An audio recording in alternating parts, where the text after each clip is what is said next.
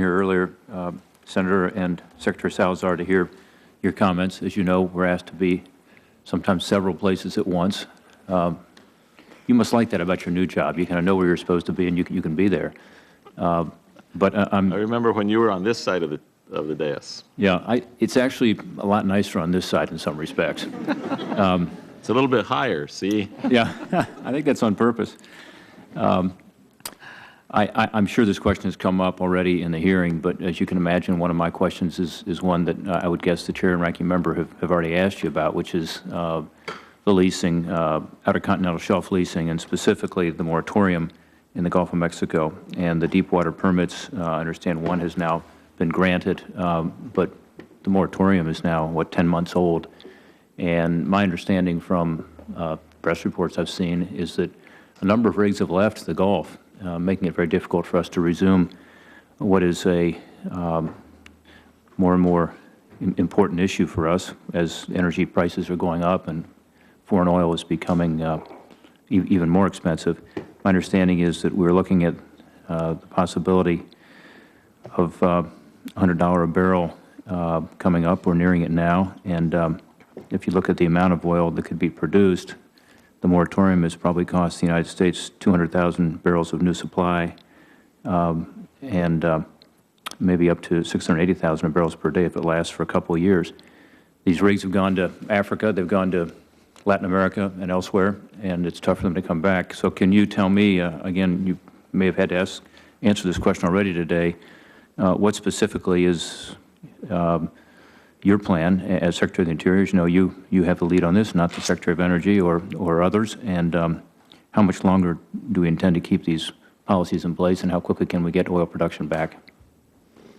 Senator Portman, I very much appreciate the question and congratulate you also on your election here to the U.S. Senate. Thanks, Secretary. Let me first say that there is a myth about the exodus of rigs from the Gulf of Mexico because, frankly, if you do a count of the rigs that are in the Gulf of Mexico now, the number has actually gone up, including companies that have told me that they're moving their rigs from other places into the Gulf of Mexico because they view that is a place where there is a significant resource and that we are moving forward with a policy that encourages development in the oceans of America, including in the Gulf of Mexico. Secondly, with respect to the so-called moratorium, the moratorium was lifted back at the end of last year, I believe in the month of October.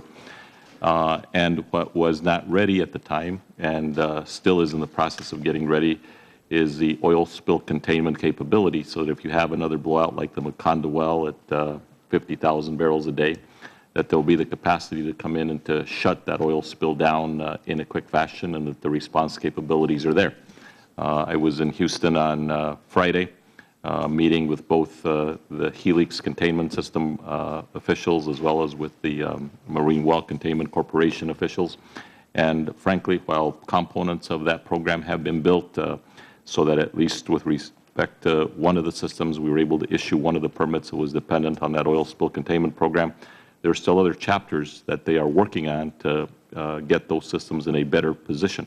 But there are key questions. I at the end of the day, Senator Portman, have the responsibility to make sure that we have safe oil and gas production. So while I agree with the policy that I know you advocate, and Senator Murkowski, Senator Bingaman as well, that we develop these oil and gas resources in the Gulf of Mexico, I ultimately have the responsibility to make sure that it's done in a safe way. And that is where Michael Bromwich and David Hayes and a number of other people have been working with me to make sure that it happens. With the first deep water permit issued, I expect that will become a template. There are others that will be issued in the days ahead that will become a template for additional deep water permits to be issued.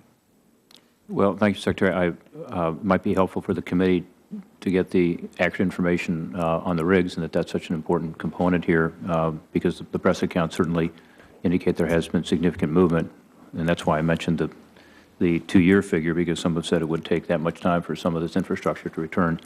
And secondly, I think on behalf of a lot of members of this committee, we do believe that given the turmoil in the Mideast and just given our energy issues that we had prior to that in terms of our dependency on foreign oil, this is a critical part of at least a transition strategy to get us to an energy policy that makes sense. So I thank you for your answer today and look forward to the follow-up, and appreciate you being before the committee. Thank you, Senator Portman. And if I may just add one more thing, I think there is a sense among some people that production in the Gulf of Mexico essentially was brought to a standstill at the time of the Macondo well explosion. And even during the spill, we continued to produce significant amounts of oil and gas from the Gulf of Mexico. And in fact, I believe that we are currently producing 50 million barrels of oil a month, which is essentially the equivalent of what have been the all-time highs of production of oil and gas from the Gulf of Mexico. And so the policy, which I think is one that we can agree on, is that we are moving forward with the development of oil and gas resources as part of the broad energy portfolio, which the President spoke about in the State of the Union. Senator Coons.